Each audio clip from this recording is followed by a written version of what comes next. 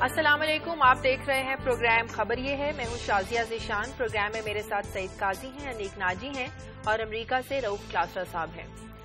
नाजरीन, इमरान खान एक बार फिर नून लीग, मीर शकीलुर रहमान और साबिक चीफ जस्टिस इफ्तिखार मोहम्मद चौधरी पर ऐसे बरसे कि स्ट्राइकर्स को सजा देने का मुतालिबा कर दिया।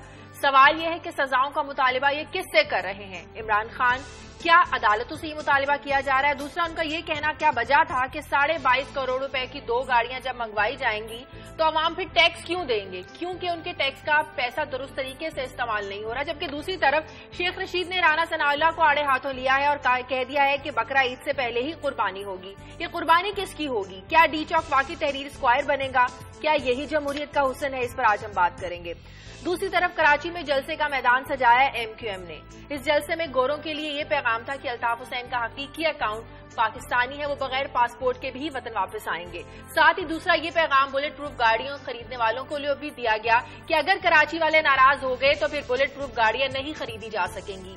एक एहतजाज बरतानवी हुकूमत से तो दूसरा एहतजाज पाकिस्तानी हुकूमत से। दोनों तरफ की नाराजगी क्या MQM कबूल कर पाएगी? इस पर आज हम बात करेंगे। साथ ही हम बात करेंगे कि आज पाकिस्तानी वजीर आजम मियां नवाज शरीफ नई उम्मीदों के साथ आज भारत जाएंगे। क्या इस मुलाकात में कोई बड़ा ब्रेक थ्रू हो सकता है? क्या इस मुलाकात में जो मसाइल को हल करने की बुनियाद है वो डाली जा सकती है? क्या असरात हो सकते हैं इस मुलाकात के इस खित्ते पर? इस पर आज हम बात करेंगे। रोजाना की तरह कुछ आम खबरें भी आपके साथ शेयर करेंगे। सबसे पहले अनीक से ले लेते हैं। जी अनीक। शादी, आज हम बात करेंगे PBS Pakistan bureau of statistics का कुछ डाटा हम शेयर करेंगे कि पाकिस्तान में जो प्राइमरी स्कूल्स की तादाद कितनी है, प्राइमरी स्कूल्स में दाखिल होने वाले बच्चों की तादाद एवरेज क्या हुआ करती है, लेकिन वहां से फिर पाकिस्तान में जो मिडिल स्कूल्स हैं उनमें जो दाखिले की तादाद है वो कितनी है। इतना बड़ा ड्रॉप आउट है कि स्केरी है, वो मैं स्टैटिस्टिक्स आपको बताऊंगा। मिडिल स्कूल्स की तादाद कितनी है और फिर कॉलेज की तादाद कितनी है, और प्राइमरी स्कूल से क्यों इतनी बड़ी तादाद में बच्चे मिडिल स्कूल में एनरोल ही नहीं हो रहे। इसकी वजह पे जाहिर है हम डिस्कस कर सकते हैं स्टैटिस्टिक्स के साथ। आज हम ये बात करेंगे। जी काजी साहब। शादी, एक तो हम बात करेंगे आज, क्योंकि बजट अगले महीने आने वाला है, तो हमारे साथ जुल्फ़िकार अली उम्मेदू होंगे। हम देखेंगे कि पाकिस्तान की तारीख का जो सबसे बड़ा इंसान दोस्त बजट था या आवाम दोस्त बजट था वो कब था, वो क्या था, और सेकंडली ये कि अब बजट क्या उसकी कोई वो अहमियत रह गई है, क्योंकि जब हर महीने हम यूटिलिटीज की कीमतें बढ़ाते हैं और उनकी जो पेट्रोल या गैस तकरीबन 15 दिन बाद भी बढ़ जाती है, तो क्या बजट की वो अहमियत रह गई और क्या वो बजट थे और आज के बजट क्या है, ये एक डिफरेंस क्योंकि अगले हफ्ते वो आने वाला है। वक्त मिला तो फिर कसूर से एक खबर है हमारे पास एक बूढ़े खानदान की जिसकी जमीन हथिया ली गई, तो उससे ये भी स्टोरी अगर टाइम मिला, क्योंकि आज हमारा एजेंडा खासा हैवी है। क्लास साहब को भी मेरी आवाज नहीं जा रही। जैसे उनसे हमारा राब्ता होगा, जैसे उन्हें मेरी आवाज आएगी तो उनसे भी पूछेंगे कि वो आज हमारे साथ कौन सी एक्सक्लूसिव अहम खबरें हैं जो वो शेयर करने वाले हैं। सबसे पहले प्रोग्राम में बात करते हैं वज़ीर आज़म नवाज शरीफ के दौरे इंडिया की, दौरे भारत की। कहा जा रहा है कि आज नई उम्मीदों के साथ वज़ीर आज़म वहां जाएंगे। अनीक, वज़ीर आज़म नवाज शरीफ के दौरे से बहुत ज्यादा तवक्कुआत कहा जा रहा है वाबस्ता नहीं करनी चाहिए, लेकिन इसकी सियासी और जो सफारती अहमियत है उसको भी नजरअंदाज नहीं किया जा सकता। जी यकीनन, बल्कि बड़े मजे की सोशल मीडिया पर डिबेट चल रही है और यानी ये भी कहा जा रहा है कि अब पाकिस्तानी वज़ीर आज़म के जाने से जो बाकी सार्क ममालिक के सरबराहान हैं वो डिस्कस भारतीय मीडिया में हो ही नहीं रहे। अब सबसे बड़ी जो अपॉर्चुनिटी है मीडिया के लिए वो ये है कि मोदी शरीफ हैंडशेक जो है सबसे ज्यादा अब ये डिस्कस हो रहा है और भारतीय मीडिया पर ये छाया हुआ है दौरा यानी नवाज शरीफ का। जाहिर है आपने दुरुस्त कहा कि बहुत बड़ी इससे तवक्कुआत जो है वो वाबस्ता नहीं करनी चाहिए, लेकिन बहरहाल एक ब्रेक थ्रू है, बहरहाल एक अच्छा जेस्चर है। और अच्छी बात यह है कि मियां साहब जो है वो यानी यहाँ के जो समझ लें पीपल हु मैटर उनको कॉन्फिडेंस में लेने के बाद उन्होंने डिसीजन लिया है। ये सोलो फ्लाइट नहीं है और इसकी वजह जो है वो सिरिल अल्मेडा ने कल बड़ी अच्छी दौर में लिखी है एस्टेब्लिशमेंट की भी मर्जी होगी कि हॉक्स ने यहाँ पे ये तय किया है कि अगर वो सेटिस्फाई नहीं होते तो वो हर चीज रोल बैक करने की चूंकि ताकत रखते हैं, लिहाजा वो चांस देना चाह रहे हैं। वो चांस दे रहे हैं कि let him try to build the good relationships. Class साहब से हमारा राब्ता हो गया। क्लास साहब, इससे पहले के वज़ीर आज़म के दौरे भारत पर मैं आपसे आपका टेक लूं, अपनी एक्सक्लूसिव जो हम खबरें जो आज आप हमारे साथ शेयर करने जा रहे हैं वो बता दें पहले। जी शाजिया, आज जो आपके साथ जो स्टोरी शेयर करेंगे, आपको याद होगा कि पहले हमने 14 करोड़ रुपए की यहाँ पे स्टोरी दी थी जो ऐवान सदर में सलमान फरूकी और मलिक आसिफ अयाज साहब थे, वो 14 करोड़ रुपए की ईदी खा गए थे। اس کے بعد 22 کروڑ روپے کی ہم نے پچھلے ہفتے سٹوری دی جو خاور گمن صاحب کی تھی کہ 2 گاڑیاں خریدی گئی ہیں. آج آپ کو ایوان صدر کی ایک 22 کروڑ روپے کی آج ایک اور سٹوری شیئر کریں گے کہ نیا انہوں نے 22 کروڑ روپیہ مانگ لیا ایوان صدر نے. وہ کس کام کے لیے مانگا ہے؟ یہ صدر جو ممنوع حسین ہمارے بیٹھے ہوئے ہیں، بڑے سادہ اور بڑے شریف صدر، ان کے بارے میں مشہور ہے. تو آج 22 کروڑ روپے کی ایک نئی سٹوری آپ کو سنائیں گے ایوان صدر کی کہ 22 کروڑ روپے کیوں مانگا گیا ہے. ٹھیک ہے کلاس صاحب، آپ وزیر اعظم نواز شریف کے جو بھارت جانے کا انہوں نے فیصلہ کیا ہے، آپ ان کے اس فیصلے کو کیسے دیکھتے ہیں؟ کیسی توقعات وابستہ کی جانی چاہیے؟ کیا بہت زیادہ توقعات ابھی سے وابستہ کر لی جائیں گے؟ پتہ نہیں کون سا بڑا بریک تھرو ہونے والا ہے اس ملاقات سے. شاید اس پہ میرا خیال ہے پچھلے ہفتے ہم اس پہ خاصی بات چیت کر چکے ہیں، تینوں جو ہم بیٹھے ہیں. ایک چیز تو مجھے جو ذاتی طور پر مایوسی ہے، اور میرا خیال ہے اس سے میں توقع رکھتا ہوں کہ شاید سینیٹی پریویل کرے گی اور میاں صاحب کی سمجھداری کا مظاہرہ کریں گے کہ ان کو چاہیے تھا کہ جب وہ بھارت جا رہے تھے انہیں عمران خان کو انویٹیشن دینی چاہیے تھی، ان کو اپوزیشن لیڈر خورشید شاہ صاحب کو دینی چاہیے تھی، ان کو MQM کو کہنا چاہیے تھا، ANP کو کہنا چاہیے تھا، یا مولا فضل الرحمان صاحب کے بڑا انڈیا آنا جانا لگتا ہے ان کو کہنا چاہیے تھا. کم از کم ایک بندہ ان کو اپوزیشن پارٹیز یا اپنے جو الائنس ان کے ساتھ بیٹھے ہوئے ہیں ان کو ضرور لے کے جانا چاہیے تھا. اور جو ان پہ الزامات لگتے ہیں کہ ہر جگہ ان کی فیملی جاتی ہے، ان کے بیوی بچے جاتے ہیں، چائنا ہم گئے تو ہم نے دیکھا بیوی بچے جا رہے ہیں، ترکی گئے تو پتہ چلا بیوی بچے جا رہے ہیں، سعودی عرب گئے تو پتہ ان کے بیوی بچے ساتھ ہیں، اور پوری فیملی جو انٹرپرائز لگتی ہے. سیم آج بھی ڈیلیگیشن اگر دیکھ لیں تو میرا خیال ان کے ساتھ اپنی فیملی اور قریبی جو بیوروکریٹس ہیں وہ جا رہے ہیں. سو میاں صاحب کو چاہیے تھا کہ اتنا بڑا اہم موقع ہے، ایک اہم دورہ ہے، ان کو اپنے ساتھ پیپلز پارٹی، عمران خان، MQM ان کو دعوت دینی چاہیے تھی. چاہے وہ نہ جاتے یہ علیحدہ کہانی ہے. بریک لینی ہے کلاس کا پروگرام میں وقت ہے بریک کا. بریک کے بعد واپس آئیں گے تو ناظرین بات کریں گے. بڑی اہم ملاقات ہونے جا رہی ہے. کیا اسے پاک بھارت امن کا جو خواب ہے کس حد تک شرمندہ تعبیر ہو سکتا ہے؟ اس پر بات کریں گے ایک بریک کے بعد.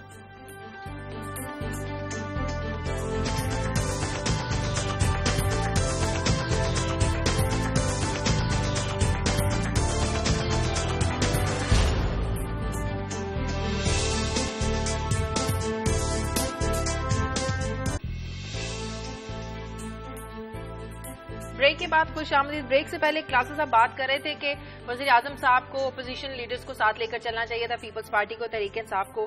کئی صاحب آپ اس بات سے ایگری کرتے ہیں؟ دیکھیں جی کر لیتے تو اچھا ہوتا، مگر میں ایک آپ کو بات، یہ 65 سال سے ہم یہ کھیل دیکھ رہے ہیں ادھر. بات یہ ہے کہ نہ ہم دوستی افورڈ کر سکے ان سے، نہ ہم دشمنی افورڈ کر سکے ان سے. اور دوسرا ایک معاملہ یہ ہے کہ آج کی جو دنیا اور جو سیاست ہے اس میں جو کیا مودی صاحب کا مینڈیٹ یہ ہے کہ پاکستان کے ساتھ تعلقات اچھے کرنے کے لیے انہیں لایا گیا ہے، نمبر 1. نمبر 2، مودی صاحب کو پاکستان پہ کوئی حملہ نہیں کرنے دے گا، کیونکہ وہاں جتنی وہاں پہ سلیکان ویلی میں جتنا مال لگایا ہوا انہوں نے اور جتنا وہ کھینچ رہے ہیں ادھر سے، اب وہ مزید مال کھینچنے کے لیے آئے ہیں. اور دوبارہ ان کو، جس سے میں نے عرض کیا کہ اب وہ جو معدنیات کے ٹھیکے ہیں جو اس سے پہلے آپ دیکھ چکے ہیں 40 بلین ڈالر کی چوری کی الزامات آئے منموہن سنگھ نے، یہ جو ان کا ٹیلی کمیونیکیشن کا اسکینڈل آیا تھا. تو یہ جو آج کی سیاست ہے نا، ابھی ہم آئیں گے آپ کے اس پروگرام میں، آج کی سیاست سے جب نظریے کا کانٹینٹ ختم ہو جاتا ہے تو پھر کوئی اور کانٹینٹ ویکیوم تو رہتا نہیں ہے. وہ ایک کام کے لیے آئے ہیں، 7 اسٹیبلشمنٹ کی دونوں طرف اپنی اپنی اسٹیٹڈ پوزیشنز ہیں جس میں یہ کبھی قریب نہیں آئیں گے اور آ نہیں سکتے میرے خیال میں موجودہ صورتحال میں. اور نہ ہی اہمیت ہے، ٹھیک ہے 4 دن ہم تصویریں دیکھیں گے، اچھی باتیں کریں گے، اچھی بات ہے، یہ کہیں گے عوام دوستی چاہتے ہیں، یہ لوگ دوستی نہیں کرنے دیتے، یہ باتیں ہوں گی، وہیں ہم اسٹیٹڈ پوزیشن پہ کھڑے رہیں گے. کیونکہ آپ کا مطلب اسے کوئی بدلاؤ نہیں آنے والا، اس خطے پر کوئی مثبت اثرات نہیں ہوں گے؟ آپ بتا دیں کوئی ہوں گے تو میں آپ سے پوچھ رہی ہوں. مجھے بتا دیں. اچھا نہیں، میرا خیال ہے ہم اس سے اسٹک ہو گئے. آج تک جو آتے رہے ہیں مجھے اسٹک ہو گئے. یہاں پہ آئے تھے واجپئی صاحب، اس کے بعد کیا ہوا؟ اس کے بعد کارگل ہو گیا. اس کی وجہ جو ہے وہ دیکھیں ہم اس میں بہرحال ان کی رائے ہے، میں ایک بات کر رہا ہوں، اس کو آگے میرے پر بڑھاتے ہیں. بات یہ ہے کہ معاشی جو مفادات ہیں وہ بہت امپورٹنٹ ہوتے ہیں، یہ درست فرما رہے ہیں، لیکن تعلقات بہتر ہونے کی صورت میں بھی معاشی مفادات ایک نئی کلاس ڈیولپ ہو سکتی ہے دونوں ملکوں میں، جن کے معاشی جو یعنی مفادات ہیں وہ امن سے جڑے ہوں گے. اور اگر وہ معاشی مفادات پیدا ہو گئے دونوں ملکوں کے طبقات میں جن کے مفادات امن سے جڑے ہوں تو پھر یہ ڈیوریبل ہو سکتا ہے، طویل ہو سکتا ہے، پھر فائدہ ہو سکتا ہے، یہ ہو سکتا ہے، یہ بالکل ممکن ہے. لیکن یہ کہ اب یہ کتنا بڑا، یعنی اب یہ اس پہ یعنی ظاہر ہے ہماری ایک تاریخ ہے، اگر ہم اس میں تھوڑا شک و شبے سے دیکھتے ہیں تو یہ جسٹیفائڈ ہے، لیکن اس کا مطلب یہ نہیں ہے کہ ہم امید کرنا ہی چھوڑ دیں. اگر ایک اور بات کرتے ہیں، مثال ٹریڈ کی بات کر لیتے ہیں. ابھی میں جس علاقے چکوال کے رہنے والا ہوں، کل مجھے پتا چلا کہ وہاں کی جو بڑی واحد کیش کراپ تھی مونگ پھلی، وہ آئندہ سے وہاں نہیں بیجی جائے گی. کیونکہ وہ جتنی سبسڈی دیتے ہیں اپنے کسان کو، جتنی بجلی سستی دیتے ہیں اپنے، ہم تو دیتے نہیں ہیں، تو بیسیکلی اگر یہ دوستی ہوتی بھی ہے تو منڈی پہ قبضہ کرنے آئیں گے. یہی ہو رہا ہے دنیا میں آج. جی کلاس صاحب، آپ ڈسکشن سن رہے ہیں قائد صاحب کی بھی، انیک کی بھی، آپ ایگری کرتے ہیں؟ انیک کہہ رہے ہیں کوشش کی جائے تو فائدہ ہو بھی سکتا ہے. قائد بقول قائد صاحب کے واجپئی صاحب بھی لاہور آئے تھے، اس کے بعد کارگل ہو گیا، کوئی فائدہ نہیں ہوا، ابھی ویسی صورتحال رہے گی. آپ ایگری کرتے ہیں؟ شاید ہم یہ کیوں نہیں کہتے کارگل ہم نے کیا تھا؟ ہم کہتے کارگل ہو گیا، جو آسمان سے تو نہیں ہوا تھا. ظاہر ہے ہم نے کیا کارگل تھا، ہم نے کیا تھا. ہم یہ مانے وہ جو پیس پروسیس کے لیے واجپئی صاحب تو آئے تھے. اب ہمیں تھوڑا سا ہسٹوریکل فیکٹس کو ہم بھول جاتے ہیں. ہم کہتے کارگل ہو گیا، ابھی ہوا نہیں تھا، اس کو سیبوٹیج کیا تھا. بالکل ٹھیک. اور اس وقت کی بدقسمتی جنرل مشرف صاحب نے کیا تھا. سو ہماری غلطیاں اپنی جگہ پہ ہیں جن کو ہمیں ماننا چاہیے، اپریشیٹ کرنا چاہیے کہ ہم نے کچھ غلطیاں کی ہیں. اگر وہاں سے غلطیاں ہوئی ہیں، کوئی دو چار ہم نے بھی کیے، فرشتے ہم بھی نہیں رہے ماضی میں، اور ہم بھی سیبوٹیج کرتے رہے اس طرح کے پیس پروسیس کو. دوسری بات، جب قاضی صاحب یہ کہتے ہیں کچھ نہیں ہونے والا، میں نہیں اگری کرتا. اچھا، آپ چائنا جاتے ہیں تو سمجھتے ہیں کچھ ہو سکتا ہے، جن سے نہ ہماری زبان ملتی ہے، نہ ہمارا کلچر ملتا ہے، نہ ہماری بہت ساری چیزیں ملتی ہیں. ہم ایون دین سمجھتے ہیں کہ چائنا کے ساتھ ہمارا بہت کچھ ہو سکتا ہے. ہم ہزاروں میل وہاں ترکی چلے جاتے ہیں، ہم پھر بھی سمجھتے ہیں کہ وہاں پہ کچھ ہو سکتا ہے، کیونکہ ہم وہاں سے بڑے بڑے منصوبے لے کر آتے ہیں. ہمارا ہزاروں میل کا بارڈر ایک ہے، اور کچھ ایشوز ہیں اگر ریزالو ان کو کیا جا سکے، اور دونوں سائڈز میرا خیال ماضی میں ایک دو دفعہ کوشش کی تھی، نواز شریف صاحب نے بھی کی تھی، اور پھر اس پہ کارگل کیا ہم نے. اس کے بعد آپ کو یاد ہے کہ دوبارہ منموہن سنگھ کے ساتھ جنرل مشرف صاحب کی بھی ہو رہی تھی، وہ بات آگے نہیں چل رہی تھی. آپ جو سوال کہہ رہے ہیں وہ بڑا اہم ہے کہ کیا ہمیں فائدہ ہو سکتا ہے. دو چار فائدے میں گنوا دیتا ہوں. یہ قومی اسمبلی میں ایک کوشچن آور میں باقاعدہ ڈیٹا دیا وہاں پہ فائنانس منسٹری نے اور وہاں پہ اسٹیٹسٹک ڈپارٹمنٹ نے کہ پاکستان نے 5 بلین روپیز کی انہوں نے سیمنٹ بیچی انڈیا جا کے. یہ صرف ایک سیمنٹ کا بتا رہا ہوں میں آپ کو، 5 ارب روپے کی سیمنٹ ہم نے بیچی وہاں پہ. یہ اکنامک ایکٹیویٹی جنریٹ کرتے کہ آپ بھی بھارت کے ساتھ بزنس کر کے پیسہ لا سکتے ہیں.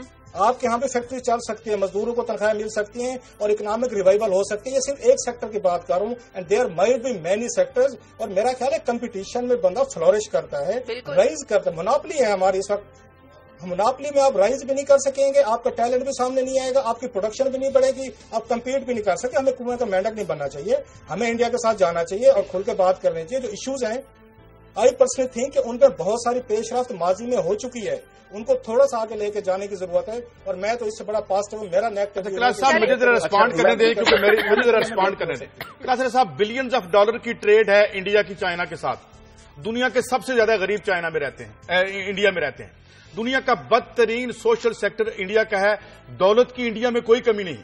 یہاں بھی جب تک آپ کے سیاستدان تاجروں کے نمائندے رہیں گے یا تاجر رہیں گے، اس ملک کے 70-80% لوگ اس اسٹیک میں شامل ہی نہیں ہوں گے. ایک کمپنی نے 6 ارب کما لیا، ساتویں نے 8 ارب کما لیا، اور روزانہ 1132 بچے بھوک سے یہاں مر گئے، تو پھر ٹھیک ہے.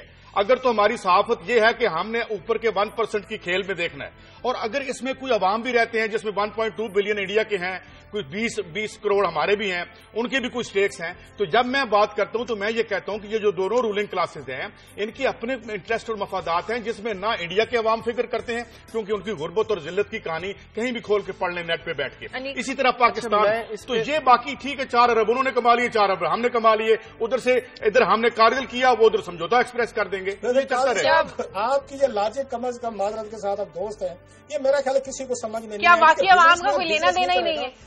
عوام کا اگر لینا دینا ہے تو ساؤتھ ایشیا دنیا میں سوشل انڈیکس میں سب سے نیچے کیوں ہے؟ افریقہ کو پیچھے چھوڑ دیا ہے انڈیا نے ذلت اور غربت میں. تو بھائی وہ کدھر کے پیسے، ان کے ترقی کدھر کی؟ کچھ نہیں ہوگا. انیک، میری گزارش یہ ہے کہ یہ 2 مختلف لڑائیاں ہیں جو قاضی صاحب بات کر رہے ہیں نا. یہ ایک خارجہ پالیسی ہے، 2 ممالک کے اکنامک انٹرسٹ ہیں، ان کا آمد و رفت ہے، یعنی کمپٹیشن سے نہیں گھبرانا چاہیے. میں اس بات سے اتفاق کرتا ہوں. یہ جو قاضی صاحب بات کر رہے ہیں نا کہ کمپنیز کا پروفٹ، یہ وہ لڑائی ہے جو دنیا میں ہر جگہ جاری ہے، یہ امریکہ میں بھی ہے. یہ ایک اور لڑائی ہے. یہ ایک اور مثال کے طور پہ یہاں گجرانوالہ میں پنکھا بن رہا ہے، وہ پنکھا یہاں لاہور تک آتا ہے اور باقی پھر وہاں کراچی تک جاتا ہے. یہ جو پنکھا ہے اگر یہ بارڈر سافٹ ہوتے ہیں، یہ پنکھا جائے گا نا کہاں تک مارکیٹ ملے گی اس سے. مثال کے طور پہ ہمارا آنا جانا ہو جاتا ہے لاہور میں، اگر بھارتی ٹورسٹ یہاں پہ زیادہ آتا ہے تو مجھے بتائیں کہ یہاں کے آپ کا رکشا بزی ہوگا، یہاں آپ کی بس بزی ہوگی، آپ کا ریسٹورینٹ ہوگا، شاپنگ مال کسی بھی ملک کا انڈسٹریل ایک شوکیس ہوتا ہے، وہ یہاں شاپنگ کریں گے نا. مطلب کہ آپ کی اکنامی کوئی پہیا چلے گا نا، یہاں سے آپ وہاں جائیں گے، وہ یہاں آئیں گے، تو بہتری ہوگی اور کمپٹیشن سے یقیناً نہیں گھبرانا چاہیے. اور اس موضوع میں ہم اسٹک ہو گئے ہیں. Let's move forward. وزیر اعظم نواز شریف کے جو مثبت ارادے ہیں، دیکھتے ہیں ان کا بھارت کیا جواب دیتا ہے، پاکستان کو کیا جواب ملتا ہے. ہم آگے بڑھتے ہیں، عمران خان کی بات کر لیتے ہیں جو کہتے ہیں کہ اب ان کا سونامی جو ہے یہ 7 جون کو سیالکوٹ پہنچے گا. عمران خان کہتے ہیں کہ جو جعلی ووٹ لے کر اسمبلی میں بیٹھے گا وہ ملک کے ساتھ زیادتی اور کرپشن کرے گا. क्लासा साहब, हमारे मुल्क में ज्यादती भी आवाम के साथ हो रही है, करप्शन की जितनी कहानी आप जानते हैं शायद ही किसी को इतना इल्म हो, तो क्या वाकई ये जाली वोटों का ही नतीजा है, करप्शन भी और ज्यादती भी? एक आपने सियालकोट का नाम लिया तो अच्छी चीज हम शेयर करते जाएं। हाँ। मैं सोशल मीडिया पे देख रहा था, तो खबरें भी पढ़ी हैं कि ब्राजील में जो अभी वर्ल्ड कप होना है फुटबॉल का, उसके जितने फुटबॉल भी हैं वो सारे यहाँ सियालकोट से बन के जा रहे हैं, हमारे सियालकोट के भाई बना के जा रहे हैं, जिसपे मेरा ख्याल है हमें एक फख्र भी करना चाहिए। एक अच्छी चीज है कि हमारा जो वर्कर है उसके बने हैं फुटबॉल पूरी दुनिया में वहां पे खेले जाते हैं। जो कल मैं थोड़ा सा खौफजदा हुआ हूँ, कल जो फैसलाबाद का जलसा हुआ है उसमें जो शेख रशीद साहब ने कल गुफ्तगू की है वो मेरे लिए थोड़ी सी आप कह सकते हैं परेशानी का सबब जरूर बनी है। कि शेख साहब ने ये कहा है कि कुर्बानी से पहले ही कुर्बानी कर दी जाएगी। मतलब ये है कि कुर्बानी ये आने से पहले ही पाकिस्तान में मौजूदा पॉलिटिकल सेटअप नहीं रहेगा, हुकूमत नहीं रहेगी। उसके बाद वो कहते हैं तहरीर हम स्क्वायर बनाएंगे। तहरीर स्क्वायर के बाद क्या होगा वो काजी साहब ने उसके बड़ी स्टोरीज की हैं। उसके बाद वो दोबारा पॉलिटिशियन को जैसे वहां पे उन्होंने फांसियां लगाई, उसके बाद उनके हामियों को उन्होंने वहां पे कत्ल करना शुरू किया और फौज ने टेक ओवर कर लिया था मिस्र में। हम वहीं से हम तहरीर स्क्वायर की बात करते हैं। तो मैं तो कल शेख रशीद साहब की जो उन्होंने कल रेसिपी बयान की है तो मेरा ख्याल है ये कुछ डिजास्टर्स किस्म का इम्पैक्ट कुछ आने वाले हैं। और शेख साहब बड़े वेल इन्फॉर्म्ड आदमी हैं। अगर वो ये बात कह रहे हैं तो यकीनन अब किसी न किसी ने उनको ये गारंटी कराई हुई है कि आप डेट देनी आप दे दें। तो उनका डेट देना पाकिस्तान के पॉलिटिकल फ्यूचर के लिए मुझे तो बड़ा शदीद ये इशारा काजी साहब मिड टर्म इलेक्शंस की तरफ है। इमरान खान बारहा कह चुके हैं कि हम मुल्क में मिड टर्म इलेक्शंस नहीं चाहते। असल में बात यह है कि मैं फिर इसी बात को जोड़ता हूँ, जब आपकी सियासत में सिर्फ हुकूमतें बदलना रह जाए, मैं आऊंगा और आप चले जाएंगे। अब देखें ना, कौन मिसाल देता हूं आपको। मिसाल के तौर पे अभी हम स्टोरी मेहतू के साथ करेंगे कि जो बुनियादी बेसिक इशू है मैशत को कैसे हैंडल करना है और उस मैशत को किस सम्त में लेके जाना है, उसमें ना एमक्यूएम का कोई मसला है, ना पीएमएलएन का, ना पीपल्स पार्टी का, ना इनका। अब क्या रह गया? अब रह गई राना सनाउल्लाह साहब की लड़ाई और जनाब शेख रशीद साहब के प्यारे प्यारे या चुपते हुए फिक्रे। तो जब सियासत इशू से दूर हो जाती है तो क्यों नहीं हल कर सकते? मिसाल के तौर पर आज इमरान खान मुझे बताएं कि आईपीपीज का और बिजली का बहुत बड़ा मसला है, इस इशू पे उनकी क्या पोजीशन है स्टेटेड? या पाकिस्तान में पानी गंदा पी पी के लोग जलील हो रहे हैं, सारे मर रहे हैं, हेपेटाइटिस है, जो हमारे लिए इशू नहीं। हमारे लिए इशू ये है कि मैं दौरा कर रहा हूं या नहीं कर रहा। अब मसला ये है कि जब इन बुनियादी इशूज पे आपकी कोई पोजीशन नहीं है तो फिर सियासत का काम क्या है? सियासत का मनसब जो है वो किस लिए हो? तो अब क्या है, हम तुम्हें हटा देंगे, तुम हमें हटा दो। और दूसरी बात मैं एक और भी कहूं, कल शेख साहब ने बड़ी हार्श जबान इस्तेमाल की जो नहीं करनी चाहिए। तो मुझे याद आ गया कि पीपल्स पार्टी के प्लेटफॉर्म से इसी तरह की जबान ये मोहतरमा बेनजीर भुट्टो के बारे में भी इस्तेमाल कर। तो मेरे ख्याल में अगर सियासत आ गई नजरिए की तरफ तो हम इस बहस से निकल जाएंगे। क्या यही जमहूरियत का अवसर है? मुझे ब्रेक लेने दें। चलें मेरी तो ब्रेक आ जाती है। ब्रेक के बाद वापस आते हैं।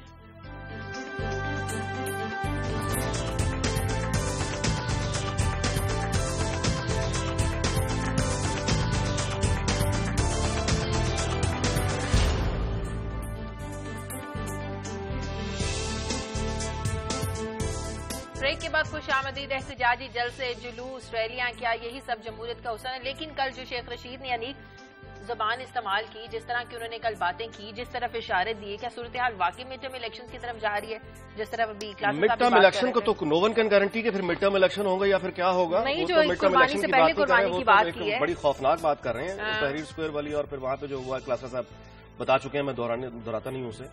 लेकिन ये है कि यानी कतई नजर इसके ये जो लबो लहजा है राना सनाउल्लाह के बारे में, जिस तरह की उन्होंने बातें की हैं, ओवरऑल ये एक बड़ा मतलब है। इसको अब नरम से नरम अल्फाज में भी मैं क्या कहूँ, गैर महज़ब पर जाकर उसको जात की बातें करनी। और फिर ये मतलब है।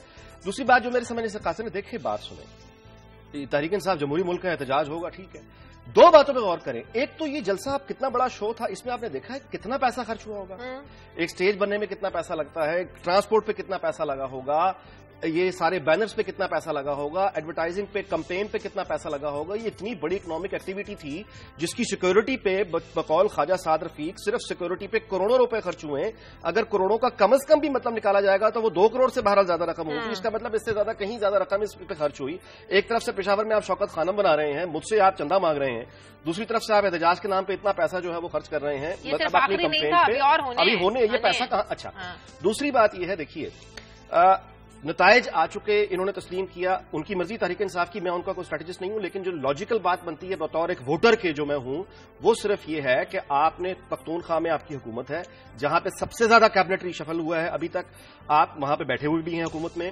बेहतर ये होता कि आप 4 साल सर झुका के सिर्फ और सिर्फ काम करते جس بقول ہارون رشید صاحب کو وہ درست فرماتے ہیں کہ زندگی دوسروں کی خامیوں پہ نہیں اپنی خوبیوں پر بنتی ہے. آپ 4 سال کام چکا کے کرتے ہو, اس کے نتائج خوشبو پھیلتی ہے, چھپ نہیں سکتی. الیکشن آنے سے 1 سال پہلے آپ کیمپین شروع کر دیتے کہ آپ یہ جو ہے الیکشن یہ جو کمیشن ہے اس میں یہ تبدیلیاں کریں. ابھی 1 سال رہتا ہوتا ہے الیکشن میں, آپ اس وقت شور مچاتے ہیں کہ 4 سال ہم نے خاموشی سے کام کیا, لوگوں کو ریزلٹس نہیں ہیں, اب یہ تبدیلیاں آنی چاہیے, ورنہ ہم تحریک انصاف جو ہے بائیک آؤٹ کرے گی. اور پھر جس انتخابی اصلاحات کی وہ بات کرتے ہیں, اس طرح تو دھاندلی کس طرح سے ختم ہو سکتی ہے؟ نہیں, میں کہہ رہا ہوں دیکھیں نا, یہ تو ہے اب نہ کھیڑیں گے نہ کھیڑن دیں گے. بات یہ ہے کہ ایک صوبے میں اب آپ حکومت بنا چکے ہیں, سال گزار چکے ہیں, اب آپ کام کریں, لوگوں کو کام سے غرض ہے. اتنا زیادہ پیسہ جو آپ خرچ کر رہے ہیں, یہ پیسہ عبدالستار ایدھی کہیں بہتر آدمی ہے یار, آپ اتنا پیسہ کتنے لوگوں کی بھلا ہو سکتا تھا, کتنے بیماروں کو آپ دوائیں دے سکتے تھے. چلیں دیکھتے ہیں کہ 7 جون کو سیالکوٹ میں وہ کیسا شو لگاتے ہیں, تب کیسا میدان سجاتے ہیں. سیالکوٹ میں جانے والے ہیں 7 جون کو. آگے سب گندا ہے پر دھندا ہے یہ, گندا ہے پر دھندا ہی. آگے بڑھتے ہیں. کیسا عوام دوست بجٹ آنے والا ہے؟ بات کریں نا ذوالفقار میتو اس وقت ہمارے ساتھ ہمارے اسٹوڈیو میں موجود ہیں, ان سے بات کرتے ہیں. ذوالفقار, ہر سال ہم سنتے ہیں عوام دوست بجٹ آ رہا ہے, عوام کو ریلیف دیے جائیں گے, لیکن ہم تو دیکھتے ہیں بجٹ تو ہر مہینے آتا ہے. اس دفعہ بجٹ کیسا آ رہا ہے؟ شکریہ شازیہ. یہ میرے ہاتھ میں 1972-73 کے بجٹ کی دستاویز ہے, جو اس وقت پاکستان پیپلز پارٹی کی پہلی حکومت جو تھی ان کا پہلا بجٹ تھا. تو اس میں آپ کو جو الارمنگ چیز ہے وہ پڑھ کے سنا دیتا ہوں. اس بجٹ میں وزیر خزانہ مبشر حسن تھے ڈاکٹر اس وقت, تو وہ کیا کہتے ہیں؟ وہ کہتے ہیں کہ there was an acute power crisis. The northern half of the country was faced with the shortage to the extent of 1/3 of the peak load. The experts advised declaring 2 holidays a week for industry and closing down the 2 wells during peak hours. یہ وہ wording ہے کہ 2 ہفتے میں چھٹیاں ہونی چاہیے, 1/3 جو ہے وہ پاور کرائسس ہے, اور ٹیوب ویل رات کو بند ہونے چاہیے. شازیہ یہی ہو بہو الفاظ جو ہیں وہ وزیر خزانہ ساکھدار کی سپیچ میں 3 تاریخ کو جو ہو رہی ہے 3 جون کو اس میں شامل کیے گئے ہیں. اب آپ دیکھیے 42-43 سال میں ہم بجٹ سپیچز کی یہ 3 سطریں تبدیل نہیں کر سکے. یہ ہے گراؤنڈ ریالٹیز. جہاں تک اس بجٹ کا تعلق ہے, مجھے قائد صاحب نے کہا تھا کہ اس بجٹ میں آپ کو کاٹ رہا ہوں, ہمیں یہ بتائیے کہ جو سوشل سپینڈنگ کے ریکارڈز تھے اور اس میں تعلیم اور صحت پہ ذرا وہ بتائیں اور آج کا بتائیں. قائد صاحب, اس وقت جو بجٹ کا سائز تھا وہ میں آپ کو کوٹ کر دیتا ہوں, وہ 1158 کروڑ روپے تھا. اب آپ اندازہ کریں کہ وہ جو کروڑ روپے تھے وہ اربوں میں بدل گئے. اس سال جو بجٹ آ رہا ہے وہ 3643 ارب روپے کا بجٹ ہے. اس وقت یہ صرف 1158 کروڑ کا تھا. یعنی اب آپ اندازہ کریں کہ کروڑوں کا 3 گنا بلکہ ہو گیا. اس کے باوجود پاکستان میں جو عام آدمی ہے, جو غریب آدمی ہے, اس کی حالت پہلے سے بدلی نہیں ہے بلکہ اور مزید خراب ہوئی ہے. سوشل سیکٹر کی جہاں تک آپ بات کرتے ہیں تو 36% اس 1158 کروڑ روپے کا پی ایس ڈی پی یا فیڈرل ڈیولپمنٹ پروگرام تھا. ایک منٹ رکیے گا, 36% تھا عوام کے انفراسٹرکچر کا. آج کل کتنی پرسنٹیج ہوتی ہے؟ آج پرسنٹیج جو ہے وہ 21-22% سے اوپر نہیں جاتی. یہ بڑی کوشش کر کے خرچ کتنا ہوتا ہے؟ خرچ اس سے بھی کم. قائد صاحب, یہ جو الوکیٹ ہوتا ہے اس کا تقریباً 60-65% تک خرچ ہوتا ہے. باقی سارے کا سارا اگلے سالوں میں شفٹ ہوتا ہے. لیکن میں وہی آپ کو بتانے لگا ہوں, جو کالجز تھے, سرکاری کالجز تھے, وہاں تو فیسیں نہیں تھی, وہاں تو غریب کے بچے پڑھتے تھے. اب تو بورڈ آف گورنرز بن گئے ہیں یہاں پہ, اور جو سرکاری کالجز ہیں وہاں بھی لوگ بچے نہیں جا سکتے. بالکل. آپ دیکھیں کہ صرف دیکھیں ڈیولوشن ہوئی ہے ایجوکیشن سیکٹر کی, وہ سارے صوبوں میں چلے گئے, لیکن اس کے باوجود وفاقی سطح پر بجٹ میں 80 سے 85 ارب روپے رکھا گیا ہے. اس کے باوجود غریب آدمی جو ہے وہ ہائر ایجوکیشن کمیشن میں, ہائر انسٹیٹیوشن میں آسانی سے تعلیم حاصل نہیں کر سکتا. میں آپ کو بتا رہا تھا اس بجٹ کی جس کے بارے میں لوگ یہ کہتے ہیں کہ وہ پاکستان کی تاریخ کا سب سے بڑا سوشل بجٹ تھا. تو اس 415 کروڑ روپے میں سے قائد صاحب 200 کروڑ روپے صرف ایگریکلچر اور دیگر سوشل سیکٹرز میں لگائے گئے تھے.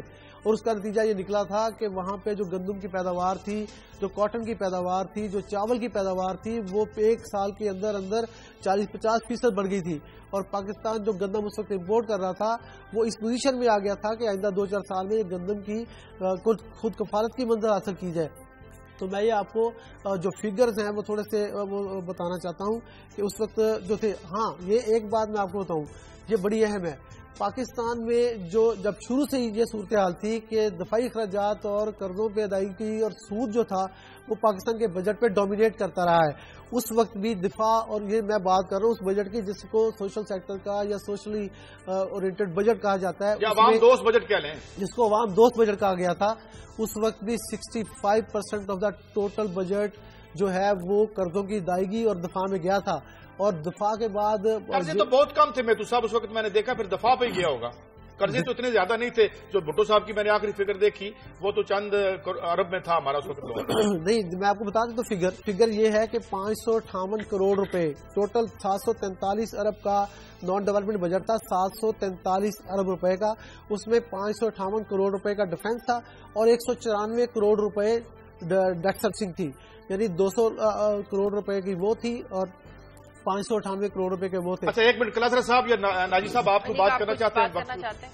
نہیں میرا خیال ہے اس پر میں اسٹیٹسٹکس کی حوالے سے میں کیا سوال کر سکتا ہوں, لیکن یہ میں آپ سے ایک یعنی میتھو صاحب اگر آپ اس کا جواب دے سکیں کہ اس میں جو یعنی بیسک اسٹرکچر تو پھر آپ بتا رہے ہیں وہی ہے, تو تبدیلی پھر کیسے آئے گی؟ تبدیلی کا ایسا اس طرح سے نائی صاحب آئی ہے کہ انہوں نے سارا جو ٹیکسیشن کا سسٹم تھا اس کو ریویمپ کر دیا تھا, اس کو تبدیل کر دیا تھا. مثال کے طور پہ انہوں نے کیا کہ جو ٹیکس کی چھوٹ تھی, جو آج کل ایگزیمپشن کی بات ہو رہی ہے, انہوں نے پہلے بجٹ میں تمام ایگزیمپشن ختم کر دی تھی. کسی کو کوئی ایگزیمپشن نہیں تھی, سب کے سب کوئی ایسا روز نہیں تھے اس دور میں, کوئی ایسا روز نہیں تھا. اور اسٹیٹ ڈیوٹی بڑھا کے 50% سے 75% یعنی بالا طبقات پہ ٹیکس لگا تھا. اب آپ دیکھیں نا کہ جو ایگریکلچر سیکٹر تھا, اب آج کل تو جو ٹیننٹ ہے, جو مزارع ہے, سارے کا سارا بوجھ اس پہ ہے. لیکن اس بجٹ میں جو تمام ٹیکسز تھے وہ لینڈ لارڈ کے ذمہ ڈال دیے گئے تھے, بیج اس کے ذمہ ڈال دیا گیا تھا, اور باقی جو انپٹ کاسٹ تھی وہ 50-50 کر دی گئی تھی. یعنی یہ تھا. اور تو اس قسم کی جو صورتحال تھی وہ نظر آتی تھی. میں آپ کو مزید بتاؤں گا کہ اس بجٹ پہ وہ ریسورسز کہاں تھے, ایسے وہ جو وسائل تھے وہ کیسے اس حکومت نے جنریٹ کیے, اور پھر اس کے بعد اس کو آہستہ آہستہ لوگوں کی فلاح و بہبود پہ خرچ کیا. ہیلتھ کے لیے ایک بہت بڑا بجٹ تھا, ایجوکیشن کے لیے بہت بڑا بجٹ تھا. مجھے بریک لینی ہے ناظرین, پروگرام میں وقت ہے ایک بریک کا, بریک کے بعد واپس آتے ہیں.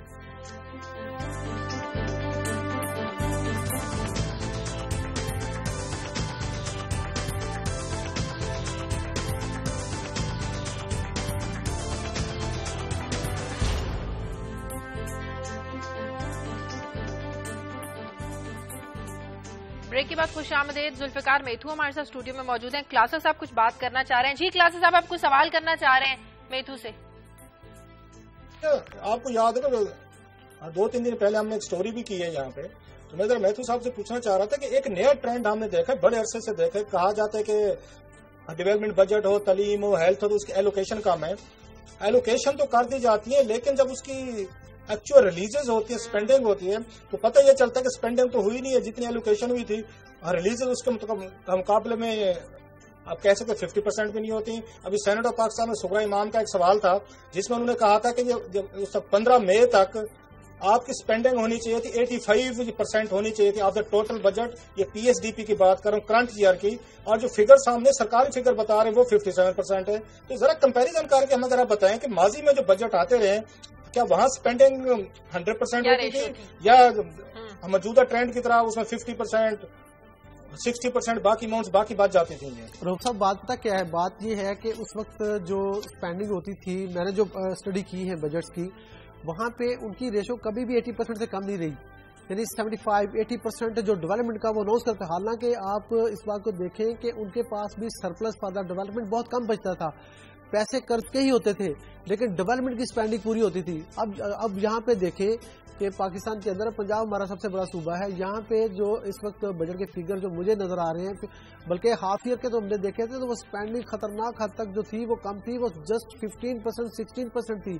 جو پنجاب میں اے ڈی پی اناؤنس کیا گیا تھا 290 ارب کا کلاسرا صاحب, اس میں سے صرف 15% ہاف ایئرلی ہوئے تھے, اور ابھی اگلے فگر جو ہے وہ تیار ہو رہے ہیں. تو یہ میں سمجھتا ہوں کہ ریلیزز بھی اگر شامل کر دی گئی تو 60% سے زیادہ. میں آپ کی بات کاٹ رہا ہوں, یہ کہیں پہ میں یہ جان بوجھ کے تو پنجاب حکومت یہ کام نہیں کرتی, فیڈرل لیول پہ کام ہو گیا ہے کہ آپ پیسہ بچاتے رہتے ہیں, اور یکدم اٹھا کے میٹرو بس کی ہم نے دیکھا انہوں نے سپلیمنٹری گرانٹس پہ انہوں نے میٹرو بس بنائی تھی جو بجٹ میں اپروو نہیں تھی, آپ انہوں نے بنانی ہے, یہاں پہ انہوں نے میٹرو ٹرین بنانی ہے, تو وہ بھی سپلیمنٹری گرانٹ, جتنا بجٹ بچا پڑا ہوتا ہے اس کو سپلیمنٹری گرانٹ کر کے یکدم ریلیز کر دیتے ہیں کسی اور سائڈ پہ. خلاصہ صاحب میں عرض کرتا ہوں کہ وہ بات یہ ہے کہ حکومت پنجاب نے یا پاکستان کی گورنمنٹ نے ایک بہت بڑا کھیل جو کرنٹ ایئر کا فائنینشیل ایئر کا بجٹ اس سے کھیلا ہے. وہ یہ کھیلا ہے کہ آئی ایم ایف سے ایک ایگریمنٹ تھا کہ آپ فسکل ڈیفیسٹ کو نیچے لائیں گے.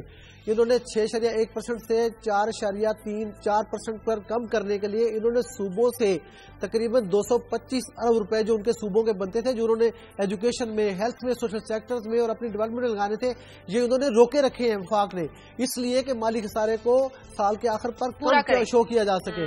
اور میں آپ کو بتاؤں کہ جو جس بجٹ کی ہم 70s کے بجٹ کی بات کر رہے ہیں وہاں پہ سونے کے اوپر جو سونے کی تجارت تھی اس کے اوپر 6% انہوں نے سرچارج لگایا تھا اور سیملٹینسلی انہوں نے جو کاغذ کی تیاری تھی اس کے اوپر چونکہ ایجوکیشن میں استعمال ہوتا تھا اس کے اوپر جو سیلز ٹیکس تھا وہ آدھا کر دیا تھا 50% کم کر دیا. اب یہاں پہ آپ دیکھیں کہ سیلز ٹیکس جو ہے وہ تقریباً 1100 ارب روپے لوگوں سے ڈائریکٹلی ان کی جیبوں سے نکالے جا رہے ہیں. آپ کاغذ لینے جائیں, پینسل لینے جائیں, کتاب لینے جائیں, آپ کے اوپر سیلز ٹیکس ہے. اس وقت بک بینک بنا تھا, فیڈرل گورنمنٹ اس کو فائنانس کر رہی تھی اور لوگوں کو مفت کتابیں مل رہی تھی. تو یہ فرق ہے اس وقت کی اور اس وقت کی. بہت شکریہ. جیسے ہی بجٹ کے دن نزدیک آتے جائیں گے ہم اپنے پروگرام میں اس پر بات کرتے رہیں گے. بہت شکریہ ذوالفقار میتھو آپ کا. انیک آپ کی خبر کی طرف آتے ہیں. پرائمری اسکولوں میں داخلے کی اور مڈل اسکولوں میں داخلے کی بچوں کی ریشو کیا ہے؟ یہی بات ہو رہی تھی اب اسی پہ آپ. جی ہاں, یہی میں حیران ہوں کہ یعنی ابھی بجٹ کے الوکیشنز کی پرائرٹیز کی بات ہو رہی تھی. اچھا, یہ پاکستان بیورو آف اسٹیٹسٹکس ہے PBS, اس کے میں آپ کو یہ فگرز جو ہیں کچھ شیئر کروں. بہت طویل ہے, میں صرف آپ کو منتخب چند کیے ہیں. 2007 اور 8 میں پورے پاکستان میں 2,65,00,000 بچے پرائمری اسکولز میں داخل ہوئے تھے. اچھا, 2007 اور 8 میں. اچھا, اب 2011 اور 12 یعنی آپ دیکھیے جو مڈل اسکول میں انرول ہوئے ہیں بچے وہ 2,65,00,000 بچے پرائمری اسکولز میں گئے تھے. 2011 اور 12 میں 60,20,000 بچے مڈل اسکولز میں گئے ہیں. بہت کم. باقی ڈراپ آؤٹس ہو گئے. ڈراپ آؤٹس ہیں 2011 اور 12 میں. ابھی پھر یعنی جو لیٹسٹ اس وقت 11 اور 12 کا ہے, پھر وہی 2,89,20,000 داخل ہوئے ہیں. لیکن یہ کتنے 5 سال بعد ہائی اسکول میں کتنے جائیں گے؟ 2007 اور 8 میں, یعنی یہاں سے میں نے فگر اٹھایا ہے, 2007 اور 8 میں پرائمری میں 2,65,00,000 بچے گئے تھے. لیکن اس سال میں بھی جو مڈل اسکول میں جانے والوں کی تعداد تھی وہ 54,27,000 بچے تھے. اتنی. اب یہ دیکھیے یہ. اچھا, اس کے علاوہ 1,54,700 کے قریب پورے پاکستان میں اسکولز ہیں. یہ پرائمری اسکولز. مڈل اسکولز جو ہیں یہ 42,000 کے قریب ہے سر. اچھا, اس کے بعد جو ہائی اسکولز ہیں یہ 29,000 رہ جاتے ہیں. اور جو پاکستان میں کالجز کی تعداد ہے یہ 1,514 ہے. اسکولوں کی کمی ہے اداروں. تو یہ جو 2.3 کروڑ بچہ پرائمری میں جاتا ہے, اس میں 60 اسکول جو ہیں 60 لاکھ جو ہے وہ جاتا ہے مڈل میں, ہائی اسکول میں 29,000 ہے, اور کالجز میں جانے والے صرف یعنی 29 لاکھ ہے شاید, اور جو کالجز میں جانوں کی تعداد ہے 12,67,000. یہ ہمارا ایجوکیشن کا لیول یعنی یہ وہ ایجوکیشن ایک ایمرجنسی نافذ کرنی چاہیے. وہ بے شک پاکستان مسلم لیگ نون ہو, سندھ میں پیپلز PTI ہو, کوئی بھی ہو, PTI ہو, پختونخوا ملی عوامی پارٹی ہو, جماعت اسلامی ہو, جمعیت علماء اسلام, فضل الرحمان ہو, یا مطلب ان سب اتنی یعنی اگر یہ حالات ہیں تو یہ پھر ہم کیا توقعات رکھیں؟ ہمیں کیا پھر یعنی میگا پروجیکٹس بڑی اچھی باتیں ہونے چاہیے, ہر صوبے میں ہونے چاہیے, لیکن اگر یہ یعنی ہم کر رہے ہیں اتنے بڑی تعداد میں ڈراپ آؤٹ ہے تو پھر اس کے ساتھ یہ تو تباہی اور بربادی کا نسخہ ہے. کیونکہ ہم اتنے لیپ ٹاپ دے رہے ہیں تو لگتا ہے کہ تباہی اور بربادی کا نسخہ ہے. اصل میں جو ہم نے میتھو سے بھی جو آج اسٹوری تھی نا وہ یہ تھی کہ کیسے رخ کریں گے آپ. اور پھر سرکاری اسکولوں کی جو یعنی ان اساتذہ کی جو تنخواہ ہے شازیہ 20,000 یعنی 12-13 بیسک ہے, اس کے بعد الاؤنسز ڈال کے 20-22,000, اور پھر دیواریں نہیں ہیں, ٹوائلٹ نہیں ہے, ٹاٹ بھی ابھی تک بچے بیٹھ کے پڑھتے ہیں, فرنیچر نہیں ہے. اساتذہ کی جو حالت ہے, میں سلوٹ کرتا ہوں ہمارے قوم کا جو استاد اس وقت پڑھا رہا ہے بچوں کو, ان کو سلوٹ ہمیں کرنا چاہیے. ان حالات میں وہ ان بچوں کو 60 سال بچوں کو لے کے بیٹھا ہوا, گرمی لوڈ شیڈنگ میں وہ بیٹھا ہے, پھر پڑھا رہا ہے. سلوٹ ہے ان کی عظمت کو. صحیح بات ہے. اور پھر ہم کہتے ہیں کہ ہمارے ان میں ٹھیک ہے کالی بھیڑیں ہر جگہ ہوتی ہیں, وہاں پہ بھی ان میں چور ہیں, پرائیویٹ ٹیوشن وغیرہ, لیکن آن دی ہول ان کو بہت اپ گریڈ کرنے کی ضرورت ہے. ایمرجنسی نافذ کرنی چاہیے. دیکھیے ہمارا مستقبل ہے یہ, بالکل ہے. اگر یہ اس میں اگر ہماری انویسٹمنٹ اگر اس میں یہ ہے, اب مواقع ہی نہیں دیں گے, حالات ہی ایسے پیدا نہیں کریں گے تو ظاہر ہے بچے داخلہ کیسے لیں گے. آگے بڑھتے ہیں. کلاسر صاحب آپ کی خبر کی طرف آتی ہوں. کبھی ہم بلٹ پروف گاڑیوں کے لیے 22 کروڑ خرچ کرتے ہیں, اور اب ایوان صدر کی تزئین و آرائش کے لیے, کیا ایوان صدر کی عمارت اتنی خستہ حال ہو چکی تھی کہ 22 کروڑ روپے خرچ کرنے پڑ گئے؟ شاہجہاں میرے پاس کچھ ڈاکومنٹس ہیں اور ایوان صدر کے اور انہی کے فائنانس منسٹری کے ہیں جو میں نے اسلام آباد سے کچھ منگوائے ہیں اپنے ذرائع کے ذریعے. بڑی انٹرسٹنگ چیزیں. آپ کو یاد ہوگا پہلا ہم نے اسکینڈل کیا تھا جب یہ پریزیڈنٹ زرداری صاحب کے دو سب سے بڑے قریبی سلمان فروخی صاحب تھے, اور ساتھ میں ملک آصف حیات صاحب تھے جو آج کل ایک وفاقی منصب لگے ہوئے ہیں, اور دوسرے وہاں پہ چیئرمین پبلک سروس کمیشن لگے ہیں, جو 14 کروڑ روپے کی عیدی کھا گئے تھے غریبوں کے فنڈ سے. یہ اسکینڈل ہم کر چکے ہیں, یہ ایوان صدر سے آیا تھا. اور اس کے بعد پچھلے ہفتے ہم نے کیا کہ نواز شریف صاحب نے 22 کروڑ روپے کی 2 گاڑیاں منگوائی ہیں, جو ان کی خبر گھمن کی سٹوری تھی. آج میں ایکسکلوسیو سٹوری ایک اور آپ کے ساتھ شیئر کر رہا ہوں کہ 22 کروڑ روپیہ مانگا ہے انہوں نے ممنوع حسین صاحب نے, ان کی پریزیڈنسی نے, ان کی بیوروکریسی نے, کہ ہم نے رینوویشن کروانی ہے ایوان صدر کی. اور مانگا کب ہے؟ جب 1 महीना रह गया है आपका ये मौजूदा फाइनेंशियल ईयर खत्म होने में और नया बजट आने में मेरा ख्याल 6 जून को कह रहे आ रहे हैं, 8 दिन रह गए, 10 दिन रह गए। सो इस वक्त वो कह रहे हैं कि 22 करोड़ के हमें दिया जाए। और टोटल जो रेनोवेशन का इन्होंने बजट बनाया था, जरा इस मुल्क की अब तबाही की दास्तान सुने। इन्होंने कहा था कि हमें 45 करोड़ रुपया चाहिए 1 साल में, और फिर कहा नहीं हम इसको करते डिवाइड कर लेते हैं कि हमें 3 साल में 45 करोड़ दे दें, हर साल का 15 करोड़ रुपया उन्होंने कहा रेनोवेशन पे दे दें। जब उन्होंने आके 45 करोड़ रुपए मांगे, इन्होंने उस पर कट लगा दे 30% या उसका स्ट्रेटजी या मैयस का जो हम पे ऑलरेडी बता चुके हैं। तो उनको रिलीज जो पैसे किए गए थे, आप वो फरमाते हैं जनाब के 22 करोड़ के हमें मजीद दिया जाए, हमने रेनोवेट करना है। वहां सदर की हालत इतनी खराब होने वाली है, पिलर गिरने वाले हैं बेचारों की, उनके फूल मुरझा गए, उनकी छतें पानी से टपक रही है, पता नहीं कैसे वहां पे सोते हैं। अब उन्होंने कहा जी 22 करोड़ दें, तो उस पर इन्होंने कहा ये फाइनेंस मिनिस्ट्री ने कि 22 करोड़ तो बहुत ज्यादा, जरा हमारे साथ डील करें, जरा लाइन डाइन करें, बार्गेन करते हैं। तो दोनों पार्टीज इकट्ठी हुई है, फाइनेंस मिनिस्ट्री के लोग, उसके बाद सीडीए के लोग और प्लस इनके ऐवान सदर के। तो बार्गेन शुरू होगी, जैसे हम ये सौदेबाजी करते हैं। तो मामला 22 करोड़ से 13 करोड़ रुपए में तय हुआ। अच्छा, उन्होंने कहा जी 13 करोड़ रुपए ले लें, महीना रह गया, आप ये 13 करोड़ रुपए ले और पतली गली से निकल जाए। सो 13 करोड़ रुपए 1 महीने में रेनोवेशन पे खर्च होगा। और ये वो पैसा है जो हमारा वहां पे ठेकेदार बैठा है, हमारे ऑफिशियल बैठे हैं, ब्यूरोक्रेसी बैठी है, लुट के खाएगी। जो स्टोरी हमने पिछले हफ्ते की थी सुगरा इमाम के उस क्वेश्चन आवर के जवाब में, कि आपके पीएसडीपी में से सिर्फ अब तक 57% खर्च हुआ है और 85 खर्च होना चाहिए था साल के एंड पे। अब ये एक आखिरी महीने में 200-300 अरब रुपया पाकिस्तान की ब्यूरोक्रेसी ने इन्होंने खर्च करके कागजों पे दिखाना है कि हमारा पीएसडीपी खर्च हो गए, हमारे प्रोजेक्ट्स अप्रूव हो गए। कहीं ऐसी शाह खर्चियां होती हैं गैर मुल्की कर्जों पे चलने वाली जो हुकूमतें, एक तरफ हम कर्जे लेते हैं, दूसरी तरफ हम ऐसे बड़े बड़े खर्च करते हैं, शाह खर्चियां करते हैं। क्लासर साहब, अच्छा क्लास साहब, मैं एक आप इमेजिन करें भी हमारे सदर जैसे आपने कहा, एक मैं थोड़ा सा आगे कोई जलजले से गिर गया, आप एक मैं थोड़ा सा आपसे शेयर करना चाहता हूँ। क्लासर साहब 1 मिनट है, मेरे पास एक अमानत है। देखें, इससे पहले सलमान फरूक 14 करोड़ पे खा गया वो ईदी के नाम पे, उसके पूरे अफसर, उसकी ब्यूरोक्रेसी, और किसी ने सलमान फरूकी से नहीं पूछा, किसी ने उससे मलिक आसिफ हयात से, पूरे मुल्क में किसी को जरूरत नहीं है कि उन दोनों को पकड़ के उन पे एक रेफरेंस बनाते, जेल में डालते। हजूर आप लोग कैसे यहाँ पे ईदी के नाम पे आपने 14 करोड़ पे कैसे कौम के डिकार लिए, हम स्टोरी कर चुके हैं। अच्छा, जब ये मुल्क में करप्शन को आप कह सकते इम्यूनिटी हो गई है, हमारा एक्सेप्टेंस लेवल बढ़ गया है। क्लासर साहब 1 मिनट, मैं थोड़ा सा एक कहना चाहता हूं कि अभी ना एक फैसलाबाद से मुझे खत आया है, गोबिंदपुरा से, कोई गली नंबर 9 के रिहायशी हैं। जब ये हालात होते हैं तो आवाम के हालात क्या होते हैं, मगर मैं उनकी बात पहुंचा दूं आबद शेर अली साहब के सामने कि हर 15 मिनट के बाद वो कहते हैं हमारी गली में बिजली चली जाती है, ना हमारे बच्चे पढ़ सकते हैं, ना हम आपका प्रोग्राम आधा आधा करके देखते हैं। तो मैंने कहा एक तो मैं बात वहां पहुंचा दूं, क्योंकि चिराग तले अंधेरा क्यों है, क्योंकि तो आप मेरे ख्याल में मैं इसमें जी ये तो यानी अवाम का पैसा जिस तरह खर्च किया जाता है, इस पे हम हुए, तुम हुए, मीर हुए, सभी उसूल के असीर हुए।